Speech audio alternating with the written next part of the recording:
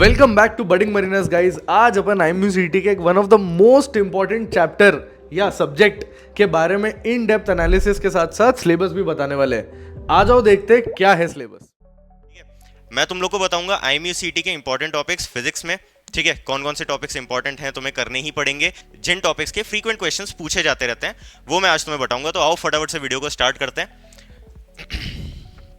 देखो इधर मेरे पास पूरा सिलेबस है, क्लास 11th, इधर क्लास 12th। ठीक है, अब देखो अगेन बोर्ड्स की प्रिपरेशन कर रहे हो, कॉन्फिडेंट नहीं हो, क्लास 12 के सिलेबस पे फोकस करो। IMUCT बाद में देखेंगे, पहले एलिजिबिलिटी क्लियर करना जरूरी है। बट अगर कॉन्फिडेंट हो तो 11th के कुछ इंपॉर्टेंट चैप्टर्स बता रहा हूं, नोट डाउन कर लो फटाफट से। इन चैप्टर्स को डन करना है सबसे पहले विद इन दिसंबर। ठीक है, ये डन हो जाएंगे, न्यू ईयर मनाएंगे आराम से, फिर स्टार्ट करेंगे अपन क्लास 12 के चैप्टर्स। जनवरी फरवरी तक टारगेट रखेंगे पूरा 11-12 का सिलेबस डन हो जाए, उसके बाद रेगुलरली मॉक टेस्ट लगाते रहेंगे। That will be our strategy. ठीक है, पहला चैप्टर क्या है? Units and measurement. Basically units and dimensions क्या ज्यादा इंपॉर्टेंट है? नहीं, बट हाँ 2 से 3 सवाल आते हैं। अगेन टाइम है कर लो, नहीं है छोड़ दो। ठीक है, 2 से 3 क्वेश्चंस आते हैं, उतना ही इंपॉर्टेंट है बस। ठीक है, आगे बढ़ते हैं। नेक्स्ट है motion in straight line, kinematics, motion in plane. ठीक है, दोनों काइनेमैटिक्स के चैप्टर्स हैं। इंपॉर्टेंट है क्या? जी हाँ, बहुत इंपॉर्टेंट है। फ्री फॉल से क्वेश्चन आएंगे, प्रोजेक्टाइल मोशन से क्वेश्चन आएंगे, ठीक है, इक्वेशंस ऑफ मोशन से क्वेश्चन आएंगे, तो इंपॉर्टेंट तो बहुत ज्यादा है। ठीक है, वेक्टर थ्योरी थोड़ा सा पढ़ लेना अगर नहीं आता है तो, बाकी ये दोनों कंबाइंड एक चैप्टर है, बहुत इंपॉर्टेंट है। Laws of motion, again free body diagram से डायरेक्ट क्वेश्चन पूछे जाते हैं तो इंपॉर्टेंट हो जाता है, you will have to do it. ठीक है, लॉज ऑफ मोशन भी इंपॉर्टेंट हो गया। Work power and energy important है। ठीक है, क्यों? क्योंकि डायरेक्ट क्वेश्चन आता है मैकेनिक्स से, और ये बेसिकली ना वर्क पावर एनर्जी जो है this is a base chapter, basic chapter है तुम्हारे मैकेनिक्स का। Rotational motion work power energy पे डिपेंड करता है, system of particles, law of momentum conservation वगैरह सब वर्क पावर एनर्जी पे डिपेंड करता है, तो तुम्हें आना ही चाहिए। ठीक है, तो मैं इनको बहुत इंपॉर्टेंट चैप्टर्स मानता हूँ, ये तो तुम्हें मिस करना ही नहीं है। अब आते हैं स्कोरिंग चैप्टर्स। ग्रेविटेशन है, छोटा सा चैप्टर है, ज़्यादा से ज़्यादा तुम्हें 2 दिन लगेगा फिगर आउट करने में, और इससे 3 से 4 सवाल आराम से बनते हैं। सो ग्रेविटेशन जरूर से कर लेना। Same for solids and fluids, elasticity and all. Fluids में बर्नौलीज थ्योरम एंड तुम्हारा आर्नोल्ड इक्वेशन वगैरह, तो ये बहुत इंपॉर्टेंट होता है, कर लेना इनको। ठीक है, thermal properties of matter, again I won't suggest, इतना इंपॉर्टेंट नहीं है। काइनेटिक थ्योरी भी छोड़ सकते हो तुम, ऑसिलेशन वेव्स भी छोड़ सकते हो, गिवन कि you are a class 12 student जो कि IMUCT देने वाला है। 11th में हो तो अगेन तुम्हारे लिए सारे चैप्टर्स बहुत इंपॉर्टेंट है, तुम्हें करने ही पड़ेंगे। ठीक है, आओ फटाफट से 12th का सिलेबस बता देता हूँ।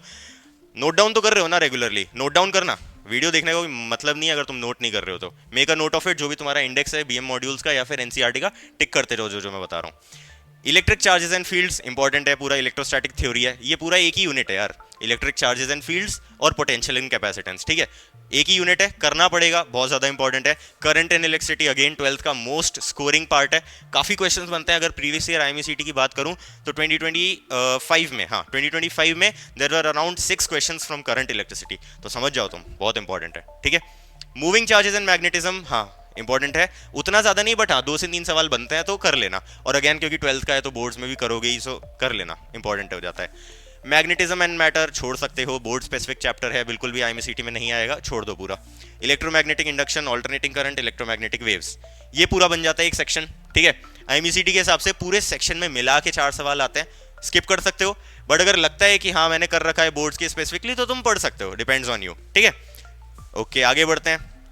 Ray optics and optical instruments. Ray optics again important है यार।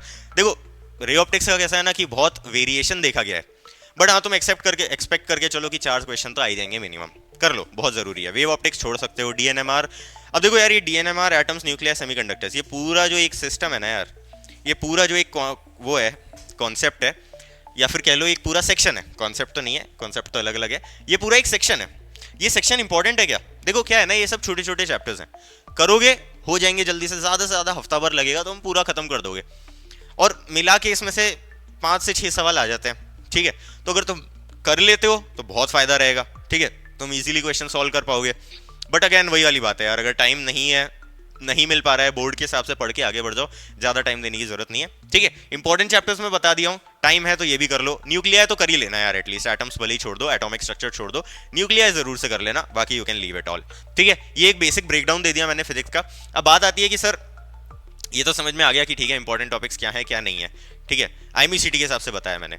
अब बात ये है कि यार हम इनको करेंगे कैसे, कैसे फिनिश अप करेंगे चैप्टर्स के साथ। तो देखो यार मैं एक बेसिक सा तुम्हें प्लान बताता हूँ। अभी चल रहा है दिसंबर, जनवरी फरवरी में तुम्हारे बोर्ड्स आ जाते हैं, मार्च से let's say you are again free. ठीक है, 3 महीने में देखा जाए इजीली तुम लोग फिजिक्स खत्म कर सकते हो 11th की एंड 12th की इंपॉर्टेंट चैप्टर्स एटलीस्ट जो मैंने बताए। ठीक है, चाहिए क्या उसके लिए? डेडिकेशन, टाइम शेड्यूल, एक पूरा प्लानिंग कि तुम कब कौन सा चैप्टर करोगे, ठीक है, दिन भर को कैसे यूटिलाइज करोगे। बट हाँ, 3 महीने में तुम कर सकते हो। और ऐसा नहीं कि तुम 3 महीने सिर्फ फिजिक्स पढ़ रहे हो, बाकी चीजों साथ में करके फिजिक्स भी कर सकते हो तुम। ठीक है, so again my point is that schedule maintain करो, थोड़ा प्रॉपर स्ट्रैटेजी के साथ पढ़ाई करना। करते हो तो इजीली सॉर्ट कर लोगे चैप्टर्स, इंपॉर्टेंट है, अच्छा मार्क्स लाना है तो करना ही पड़ेगा। लास्ट का टाइम है, अभी ढीले पड़ गए तो तुम्हारा ही लॉस है। ठीक है, so make sure you solve it all. ठीक है, बाकी तो there is nothing much to it. आज का वीडियो अपन इतना ही रखेंगे। हाँ, तुम लोग के डाउट्स कुछ है तो कमेंट्स में जरूर से बताना तुम्हें और कैसे वीडियोस चाहिए। IMECT स्पेसिफिक तो अब हम बनाने लग गए हैं, बट तुम्हें और कोई डिटेल्ड वीडियो चाहिए या फिर लेट्स से तुम्हें क्विक रिविजन्स चाहिए यार, one shot C N chapters के तो बताओ, I will surely arrange some. ठीक है, but again you will have to comment for that. Video आज की वीडियो में मैं आपको बताने वाला हूं केमिस्ट्री के सिलेबस के बारे में, जो IMUCT में क्वेश्चंस आते हैं उनके बारे में, एंड कहां से ज़्यादा क्वेश्चन आते हैं और कौन से टॉपिक आपको 100% कवर करने ही चाहिए।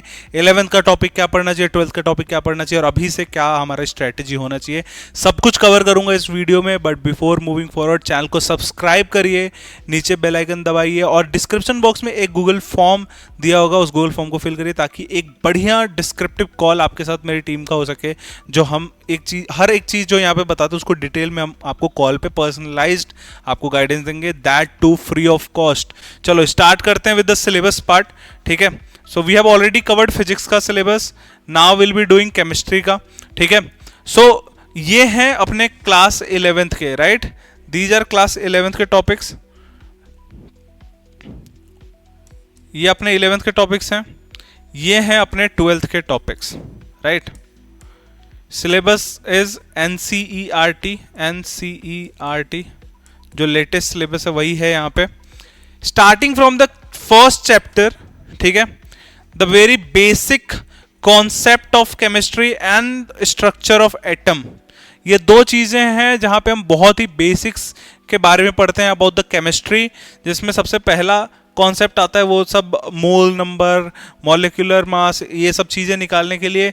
स्ट्रक्चर ऑफ एटम क्या होता है, उसमें भी सेम चीज़ें, न्यूट्रॉन्स, प्रोटॉन्स, इलेक्ट्रॉन्स, ये सब चीज़ें, एटॉमिक मास कैसे निकालते हैं, एटॉमिक नंबर कैसे निकालते हैं। उसके बाद आता है one of the most important chapter, that is the classification of element, किस बेसिस पे हो रहा है, कौन से प्रॉपर्टी वो शेयर कर रहे हैं अक्रॉस द रो कॉलम, ये सब चीज़ें पढ़ते हैं। Then again chapter 4। अब ये जो चैप्टर 3 और चैप्टर 4 है, ये जो दो चैप्टर हैं ये क्यों इंपॉर्टेंट है मैं बताता हूँ। Chemistry is all about the elements, right. Elements का क्लासिफिकेशन क्या है, कौन से ग्रुप में आते हैं, ये सब चीजें आपको पूछी जाती हैं। सेकेंड थिंग, अब ये एलिमेंट मिलते हैं, ये बॉन्ड बनाते हैं, ठीक है, वो बॉन्ड का कॉन्सेप्ट हम कहां पढ़ते हैं, वो बॉन्ड का कॉन्सेप्ट हम पढ़ते हैं चैप्टर नंबर 4 में, that is chemical bonding and molecular structure, right. And chapter 3 में हम पढ़ते हैं एलिमेंट्स के बारे में। ये जो दो चैप्टर करोगे उसमें तुम पूरा समझ में जाओगे कि एलिमेंट होता क्या है, उनका वैलेंसी क्या होती है, वो कैसे दूसरों के साथ बॉन्डिंग बनाते हैं, उसमें क्या हीट रिलीज होता है, कितना होता है, क्या रेट ऑफ रिएक्शन है, ये सब चीजें आगे पढ़ोगे, बट यहाँ पे वो बेसिक्स क्लियर होंगे, राइट, ये चीज याद रखना। देन उसके बाद से अगेन थर्मोडायनेमिक्स, इक्विलिब्रियम, यहाँ पे अगेन वही हीट वीट की बातें हो रही हैं।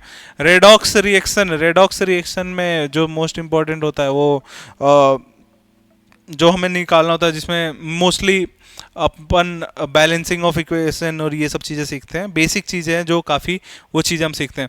Then basic of organic chemistry, ये भी अगेन वेरी इंपॉर्टेंट चैप्टर, क्योंकि एग्जाम पॉइंट ऑफ व्यू में देखोगे तो तुम्हारा ऑर्गेनिक केमिस्ट्री से बहुत क्वेश्चन पूछे जाते हैं, इसलिए आपका बेसिक क्लियर होना चाहिए, तभी जाके आगे चल के हेलो एल्केन, हेलो एरिन्स वाले चैप्टर टिल अमाइंस आपके अच्छे से हो पाएंगे, राइट। ठीक है, हाइड्रोकार्बन्स, ये भी आपको याद होना चाहिए। तो इनमें जो मेन क्लास 11th में दो चैप्टर्स हैं वो आपकी इजी ये हैं, उसके बाद ये और केमिकल बॉन्डिंग अच्छे से करना ही करना है। उसके बाद से अपना आता है next is the organic chemistry वाला एंड हाइड्रोकार्बन्स वाला, ये जो है यहाँ पे पूरा आपका पूरा ऑर्गेनिक केमिस्ट्री का बेसिक यहाँ से सेट हो जाएगा। ना coming to the 12th part, 12th में सॉल्यूशन एग्जाम के साथ साथ अपना इंटरव्यू पॉइंट ऑफ व्यू से काफ़ी ज़्यादा इंपॉर्टेंट है, क्योंकि यहाँ पे चार्ल्स लॉ, बॉयल्स लॉ, ये सारी चीज़ें जो भी होती हैं वो सब आती हैं, तो ये आपको याद करना है। इलेक्ट्रोकेमिस्ट्री से क्वेश्चंस आते ही आते हैं, न्यूमेरिकल्स आते हैं, तो ये ईजी पार्ट है, यहाँ से आपको क्लियर कर लेना चाहिए। केमिकल काइनेटिक्स से तो उठा के एनसीईआरटी से हमारा क्वेश्चन आया था, सेम क्वेश्चन आपको हमारे IMU CET वाले बुक में भी मिल जाएंगी, तो वो भी आप पढ़ सकते हो, वो भी आप ले सकते हो, ठीक है, वहाँ से आपको सब कुछ मिल जाता है। The D and F block and coordination compound, ये अपना इनऑर्गेनिक केमिस्ट्री में आ गया, पढ़ना है पढ़ो, नहीं पढ़ना है मत पढ़ो, टाइम वेस्ट नहीं करना है इसमें, ठीक है। Now coming to the organic part, organic chemistry में हर एक नेम रिएक्शन आपको याद होना चाहिए, इवन इनऑर्गेनिक में भी कुछ नेम रिएक्शन वो आपको पढ़ के आना है। Last but not the least the biomolecules वाला चैप्टर, बायोमोलिक्यूल्स वाला चैप्टर जो इंटरनल बॉडी, जो भी ग्लूकोज, सक्रोज, ये सब चीज़ें, फ्रक्टोज, ये सब चीज़ों की बातें होती हैं, तो ये सब चीज़ें अपने क्लियर होनी चाहिए, राइट। तो ये है अपना पूरा सिलेबस, जो इंपॉर्टेंट है वो मैंने ऑलरेडी मार्क कर दिया, लेकिन एक चीज आप याद रखो, अभी इंपॉर्टेंट अनइंपॉर्टेंट करने का कोई फायदा नहीं है, we still have a lot of time to study. Navy के एस्पिरेंट हो एंड डाउट क्लियर करना चाहते हो 1-on-1, देखो ऑलरेडी ये गूगल मीट चल रही है, तुम्हारी भी मीट हो सकती है, एस्पिरेंट से लेके मेंटोर तक, नीचे कैलेंडर का लिंक दिया है, भर लो जाके फटाफट इसको। Hello everyone, this is Neha Gupta, your mathematics teacher. जैसा कि आप सभी को पता है कि IMU CET का एग्जामिनेशन एकदम नियर आ रहा है, तो हमको पता होना चाहिए कि हमारे मैथ्स का सिलेबस क्या है, जिससे कि हमें आसानी रहेगी कि हमको क्या टॉपिक्स इंपॉर्टेंट हैं, क्या कम इंपॉर्टेंस के टॉपिक है, वो हम उनकी तैयारी कर सकें। तो आप सबसे पहले एक नोटबुक निकाल लीजिए, एक पेन निकाल लीजिए और नोट डाउन करते जाइए, जिससे कि कोई चीज़ मिस ना हो। तो मैथ्स के टॉपिक्स अपन देखेंगे कि आपको ये दिख रही हैं स्लाइड्स, तो इसमें 11th का टॉपिक, 11th के सिलेबस के टॉपिक्स लिखे हुए हैं और 12th के सिलेबस के टॉपिक लिखे हुए हैं।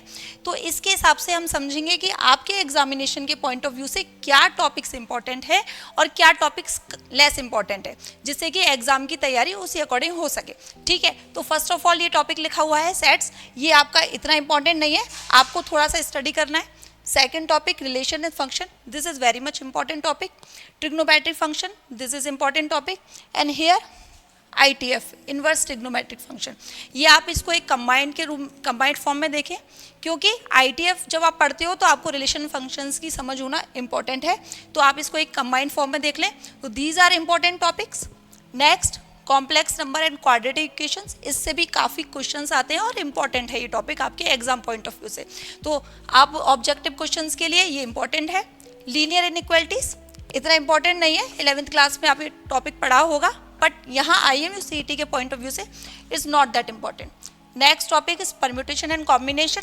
Permutation combination is very much important. Permutation combination आप जब पढ़ते हैं तो आपको प्रोबेबिलिटी भी पढ़नी पड़ती है उसके बाद, क्योंकि परम्यूटेशन कॉम्बिनेशन में जब आप कॉम्बिनेशन यूज़ करते हैं तो आपके प्रोबेबिलिटी में बहुत यूज़ होता है। So these are very much important topic, probability and permutation combination. This is in 12th class also, 11th class में भी आता है आपका ये, 12th क्लास में भी आता है, तो ये दोनों जगह बहुत इंपॉर्टेंट टॉपिक है। नेक्स्ट आता है बाइनोमियल थ्योरम। बाइनोमियल थ्योरम आप पढ़ते हो NCR, that is related to this one only, combination, but आपके IMU CET के पॉइंट ऑफ व्यू से इतना इंपॉर्टेंट नहीं है, पर आपको पता होना चाहिए कि क्या होता है, बेसिक आइडिया, ठीक है। Sequence and series, this is important topic.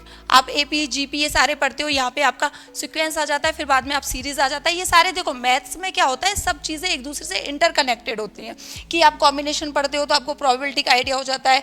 आप यहाँ पे भी NCR करके यूज़ करते हो कि जब आप x+1 के होल पावर n खोलते हो तो वहाँ भी आपको NCR का यूज़ होता है, बट ये इतना इंपॉर्टेंट नहीं है। Next topic is straight line. आप कोऑर्डिनेट ज्योमेट्री में जब आ जाते हो तो कोऑर्डिनेट ज्योमेट्री में straight line is important. Conic section में आप सारे circle, ellipse, hyperbola, parabola, all are important topics. Next induction of 3 dimension geometry, ये आप 11th क्लास में पढ़ते हो, 12th क्लास में पढ़ते हो, ये आपका इंपॉर्टेंट टॉपिक है, right. Next limits and derivatives, this is also important. Mathematical reasoning not that important. Statics IMU CET के पॉइंट ऑफ व्यू से इतना इंपॉर्टेंट नहीं है, बट आपको आइडिया होना चाहिए बेसिकली होता क्या है। प्रोबेबिलिटी हमने यहाँ कवर कर लिया है। नेक्स्ट रिलेशन एंड फंक्शन, हमने पहले भी बोला था कि relation function, trigonometry and ITF combined form में इंपॉर्टेंट टॉपिक है। Matrices important topic, determinants important topic, continuity and differentiability आप पढ़ते हो 11th 12th क्लास में, आपने बहुत पढ़ी होंगी, लेफ्ट लिमिट, राइट लिमिट, सारी लिमिट्स आपने पढ़ी होंगी।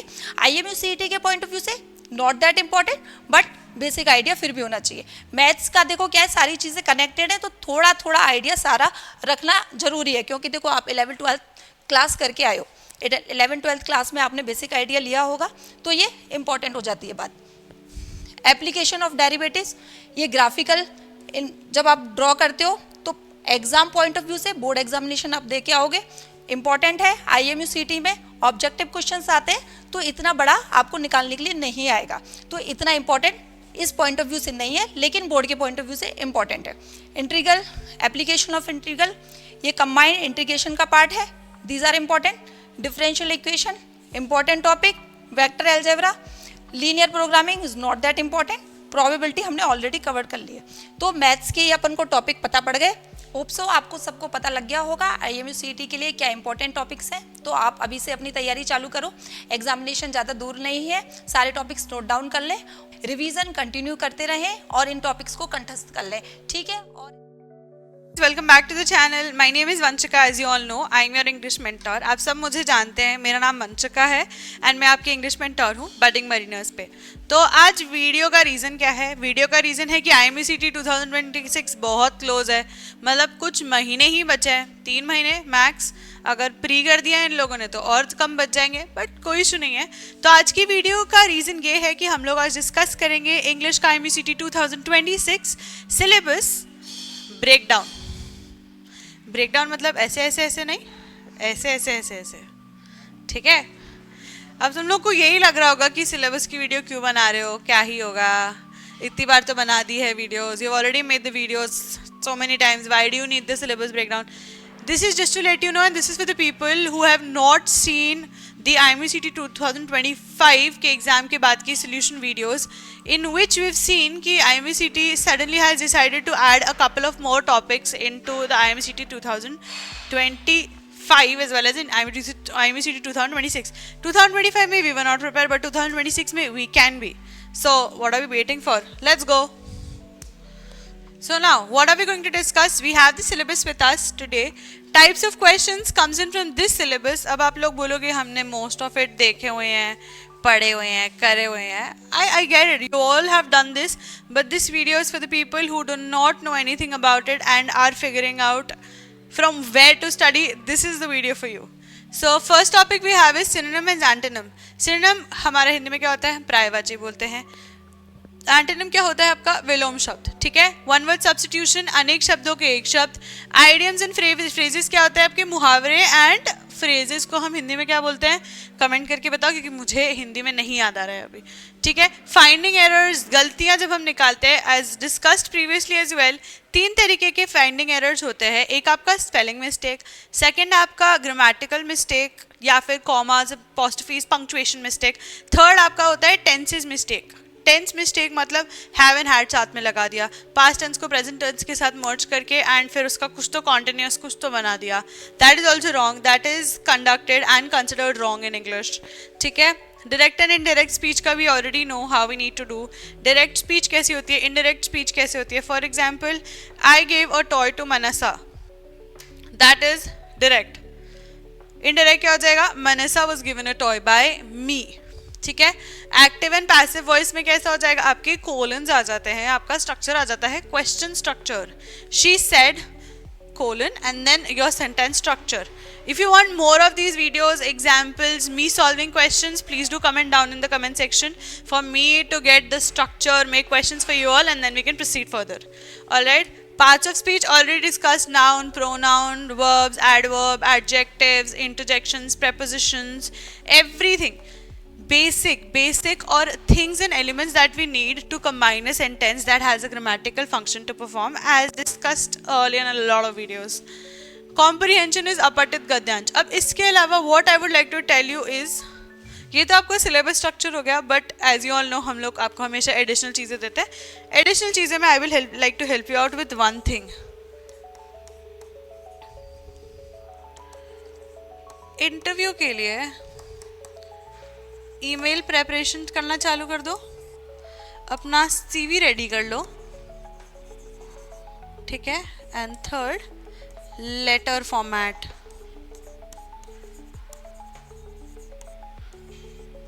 all my students know how to get this thing done. And also I forgot one. Wait. Essay. ऐसे का करेक्ट फॉर्मेट क्या है, स्ट्रक्चर क्या है, किस तरीके से लिखा जाता है, किस हिसाब से लिखा जाता है. You need to have skill and basic knowledge and information on all of these topics because it is important for you. Navy के एस्पिरेंट हो एंड डाउट क्लियर करना चाहते हो 1-on-1, देखो ऑलरेडी ये गूगल मीट चल रही है, तुम्हारी भी मीट हो सकती है. एस्पिरेंट से लेके मेंटोर तक, नीचे कैलेंडली का लिंक दिया है, भर लो जाके फटाफट इसको.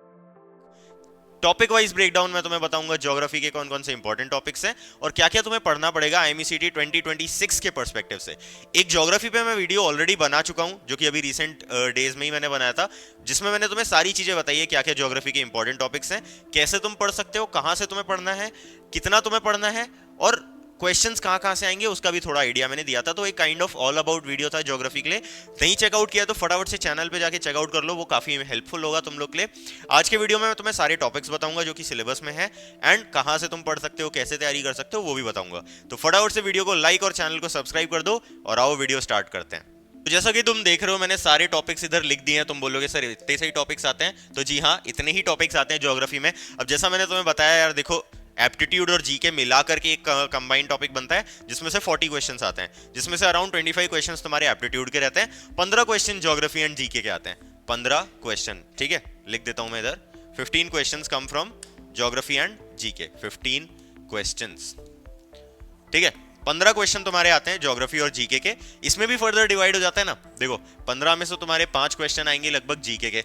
जीके मतलब जनरल नॉलेज यार, तुम्हारा करंट अफेयर्स, क्या चीजें चल रही है, मैरीटाइम डे कब होता है, सी फेयरर्स डे कब होता है, वो सारी बेसिक चीजें. कोई अभी रिसेंट में इलेक्शन हुआ है तो कौन जीता है, बिहार में इलेक्शन हुए थे, ठीक है, तो वो सारी चीजें जनरल नॉलेज में आती है, करंट अफेयर्स एंड ऑल. बाकी तुम्हारे 10 क्वेश्चन आते हैं ज्योग्राफी के, ठीक है. 10 क्वेश्चन आते हैं तुम्हारे पास ज्योग्राफी के, तो अब तुम 10 क्वेश्चन में कितने ही टॉपिक्स पढ़ लोगे, ठीक है. तो पिछले 3 साल के previous year question papers analyse करके मैंने ये टॉपिक्स फाइनलाइज किए हैं जो इंपॉर्टेंट है तुम्हारे लिए, ठीक है. सिलेबस IMECT का कोई वेल मेंशन्ड है नहीं कहीं भी, ठीक है. तो this is on the basis of past 3 years question papers, ठीक है. अच्छा हाँ, अगर तुम्हें वो प्रीवियस ईयर क्वेश्चन पेपर्स का PDF चाहिए ज्योग्राफी के, तो फटाफट से डिस्क्रिप्शन वाला गूगल फॉर्म फिल आउट कर दो, मैं तुम्हें प्रोवाइड करा दूंगा, ठीक है. तो पहला टॉपिक देखते हैं. पहला टॉपिक है तुम्हारा मैप्स. मैप्स में क्या आता है तुम्हें पता होने चाहिए कितने टाइप के मैप्स होते हैं. इंडिया का मैप देखा हुआ होना चाहिए, वर्ल्ड मैप देखा हुआ होना चाहिए. मैप्स अगर तुम देख के रखते हो तो तुम्हें बेसिकली सी रूट्स अच्छे से याद हो जाते हैं एंड तुम्हें थोड़ा बहुत कंट्रीज का आइडिया रहता है, ठीक है. तो मैप्स एक बेसिक कॉन्सेप्ट है, ऐसा डायरेक्ट क्वेश्चन मैप से कभी नहीं आता. तो it's just a basic topic जो तुम्हें पता होना चाहिए, दैट्स इट, ठीक है. कॉन्टिनेंट्स एंड ओशंस अपना नेक्स्ट टॉपिक है जो कि कंबाइंड एक टॉपिक बनता है. कॉन्टिनेंट्स तुम्हें पता होने चाहिए कितने हैं, ओशंस तुम्हें पता होने चाहिए कितने हैं, फटाफट से कमेंट्स में बताओ, ठीक है. बताओ नहीं बता, अरे मैं बताता हूँ. 7 कॉन्टिनेंट्स हैं एंड 5 ओशंस हैं, ठीक है. क्या क्या नाम है याद कर लो, अभी तक याद नहीं किया तो. कॉन्टिनेंट्स के अंदर कौन कौन सी कंट्रीज आती है तुम्हें बेसिक पता होना चाहिए. अब जैसे मैंने तुमसे पूछ लिया USA किस कॉन्टिनेंट में है, पता होना चाहिए. पेरू किस कॉन्टिनेंट में, पता होना चाहिए, ठीक है. ब्राजील किस कॉन्टिनेंट में है, नहीं तो मैं बोलूँ चाइना किस कॉन्टिनेंट में है, इंडिया तो पता ही होगा, ठीक है. न्यूजीलैंड किस कॉन्टिनेंट में. तो ये सारी बेसिक चीजें तुम्हें पता होनी चाहिए. ओशियंस को तो हम डिवाइड कैसे करते हैं, कहां पता चलता है पैसिफिक खत्म हो गया, अटलांटिक स्टार्ट हो गया, तो वो सारी बेसिक चीजें तुम्हें पता होनी चाहिए which these comes in this topic. फिर अगला टॉपिक है direction and compass. Direction and compass क्या होता है सर, अरे कंपास देखा होगा ना, नॉर्थ ईस्ट वेस्ट साउथ, वही. तो कंपास कैसे होता है, कैसा बॉक्सिंग ऑफ कंपास क्या होता है. बॉक्सिंग ऑफ कंपास पता है, जैसे मैंने बता दिया ये डायरेक्शन या फिर ये डायरेक्शन, कौन सा डायरेक्शन है पता होना चाहिए. सर ये साउथ ईस्ट है, कैसे सर, थोड़ा साउथ में थोड़ा ईस्ट में, बीच में आ रहा है साउथ ईस्ट है. डिग्री कितना है सर, एग्जैक्ट मिडल में है तो 45 डिग्री रहेगा दोनों तरफ से, तो 45 डिग्रीज है. तो ये बेसिक चीजें तुम्हें पता होनी चाहिए, ठीक है. बॉक्सिंग ऑफ कंपास एक अलग टॉपिक है, उतना इंपॉर्टेंट नहीं है, बट रिसेंट में इंटरव्यूज में जरूर क्वेश्चन पूछ रहे हैं बॉक्सिंग ऑफ कंपास से, तो तुम्हें पता होना चाहिए, ठीक है.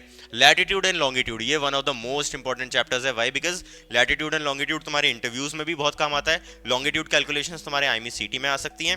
इसके अलावा लैटिट्यूड एंड लॉन्गिट्यूड तुम्हारे DNS में भी एक टॉपिक में बहुत ज्यादा काम आता है. तो अगर तुम्हें अभी से बेसिक्स क्लियर है, so it will help you in your future maritime studies as well, ठीक है. बाकी लॉन्गिट्यूड की डेफिनेशन, लैटिट्यूड की डेफिनेशन, लॉन्गिट्यूड से टाइम कैलकुलेशंस, वो सब तुम्हें पता होना चाहिए. इंपॉर्टेंट लैटिट्यूड्स, इंपॉर्टेंट लॉन्गिट्यूड्स, वो तुम्हें पता होना चाहिए.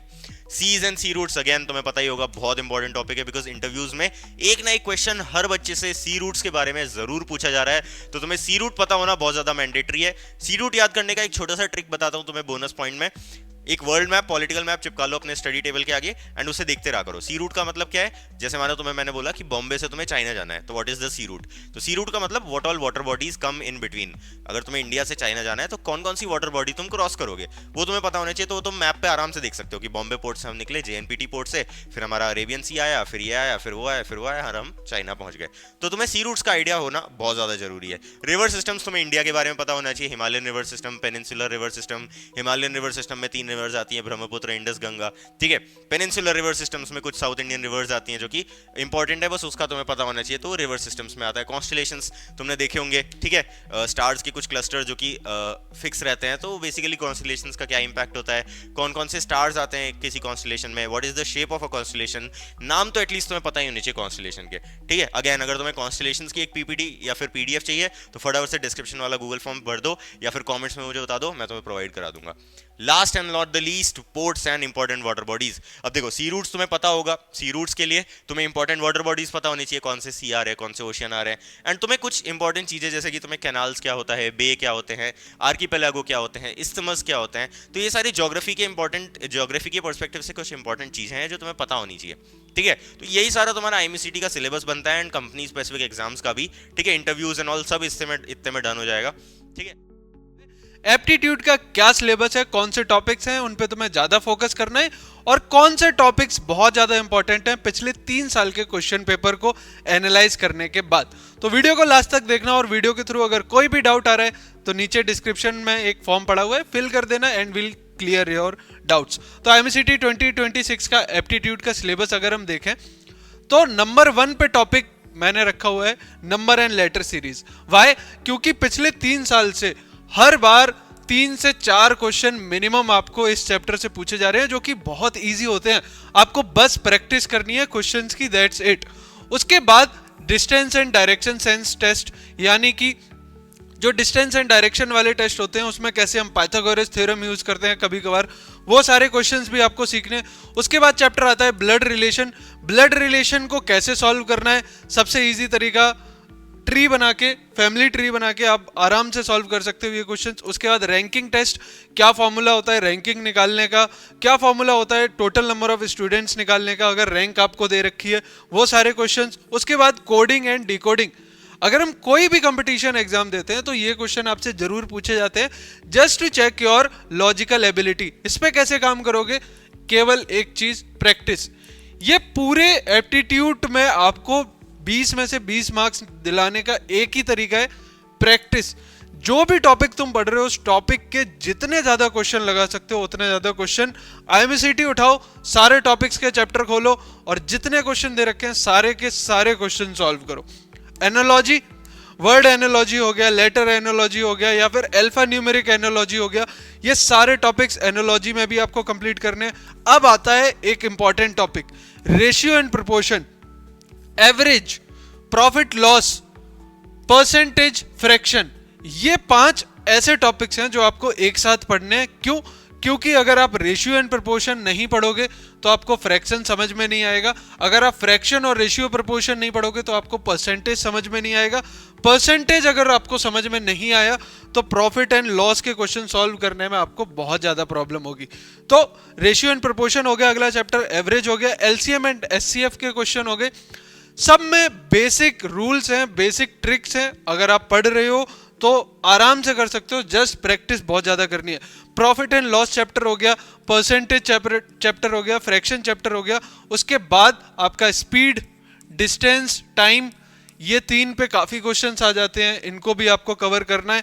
अगर आप कुछ नहीं कर सकते तो फॉर्मूला पढ़ो और प्रैक्टिस क्वेश्चन जितने ज्यादा लगा सकते हो। सिंप्लीफिकेशन ऑफ नंबर्स आपको करना ही करना है, क्योंकि कोई भी चैप्टर अगर आप उठाओगे आपको सिंप्लीफिकेशन ऑफ नंबर्स अगर आता है तो आप अपने क्वेश्चंस को सॉल्व करने की जो स्पीड है उसको काफी इंक्रीज कर सकते हो।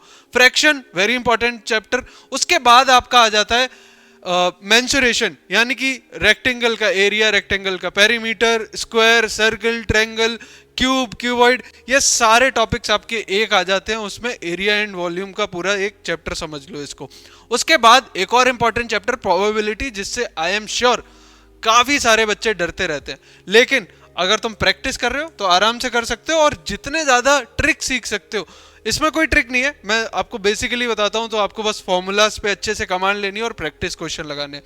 उसके बाद ट्रिग्नोमेट्री, जो भी बेसिक ट्रिग्नोमेट्री के फॉर्मूलाज हैं, प्रैक्टिस क्वेश्चंस हैं, क्या क्या चीज़ें पूछी गई हैं पिछली बार, उसके बेसिस पे तुम्हें प्रैक्टिस क्वेश्चन सॉल्व करने हैं, सारी चीज़ें। ट्रिग्नोमेट्री एक इंपॉर्टेंट चैप्टर है आपका एप्टीट्यूड में। और एक important chapter work and time, किस टाइप के क्वेश्चंस पूछे जाते हैं, कितने बेसिक टाइप क्वेश्चंस हैं, कितना हार्ड टाइप क्वेश्चंस हैं, ये सारी चीज़ें आपको तभी पता चलेंगी जब आप बहुत सारी प्रैक्टिस करोगे।